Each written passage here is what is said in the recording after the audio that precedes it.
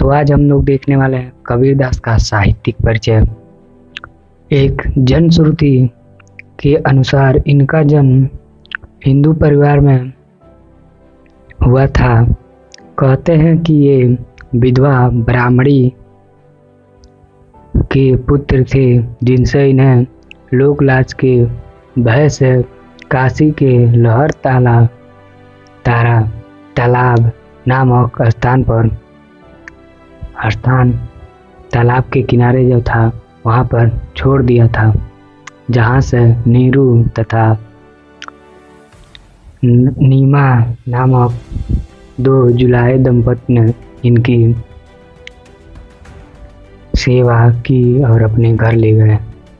कबीर के जन्म के स्थान के संबंध में भी विद्वानों में मतभेद है, परंतु अधिकतर विद्वान इनका जन्म काशी ही मानते हैं, जिनकी पुष्टि स्वयं कबीर का यह कथन भी करता है। काशी में प्रगट भय हैं रामानंद चेताए। इससे इनके गुरु का नाम भी पता चलता है कि प्रसिद्ध वैष्णव संत आचार्य रामानंद से इन्होंने दीक्षा ग्रहण की। गुरु मंत्र के रूप में इन्हें राम नाम मिला, जो इनकी समग्र साधना का आधार बना। कबीर की पत्नी का नाम लोई था, जिससे इनके कमाल नामक पुत्र और कमाली नामक पुत्री उत्पन्न हुई। कबीर ने बड़े निर्भीक और मस्तमौले स्वभाव के थे। व्यापक देशाटन एवं अनेक साधु संतों के संपर्क में आते रहने के कारण इन्हें विभिन्न धर्मों एवं संप्रदायों का ज्ञान प्राप्त हो गया था। ये बड़े सारग्रही स्वयं प्रतिभाशाली थे। इनकी कबीर की दृढ़ मान्यता थी कि यह मनुष्य को अपने कर्मों के अनुसार ही गति मिलती है, इस स्थान विशेष प्रभाव से नहीं। अपनी इसी मान्यता को सिद्ध करने के लिए अंत समय में यह मगहर चले गए, क्योंकि लोगों की मान्यता थी कि काशी में मरने वालों की मुक्ति मिलती है, किंतु मगहर में मरने वालों को नरक।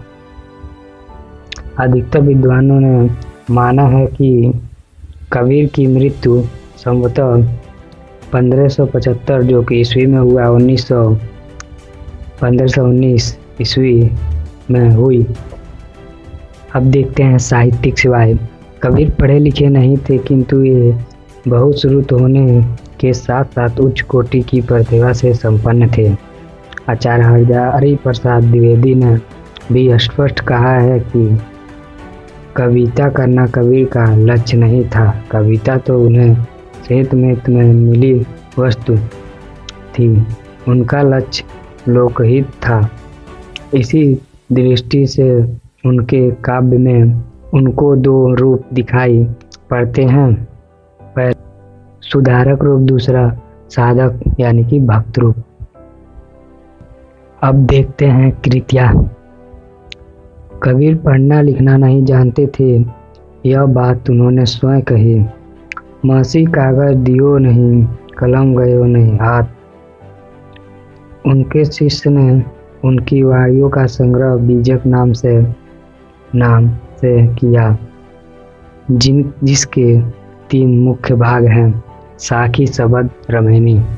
पहला है साखी, दूसरा है शबद जो कि पद, तीसरा रमैनी। कबीरदास का साहित्य में क्या स्थान था? कबीर के जीवन और संदेश के सदृश हुई उनकी कविता भी आडंबर शून्य है। कविता की यह सादगी ही उसकी बड़ी शक्ति है। न जाने कितने सहृदय तो उनके साधक रूप की अपेक्षा उनके कवि रूप पर युग्म है और उन्हें हिंदी के सिद्ध हस्त महाकवियों की पंक्ति में अग्र स्थान का अधिकारी मानते हैं। तो यहाँ पर कबीरदास का साहित्यिक परिचय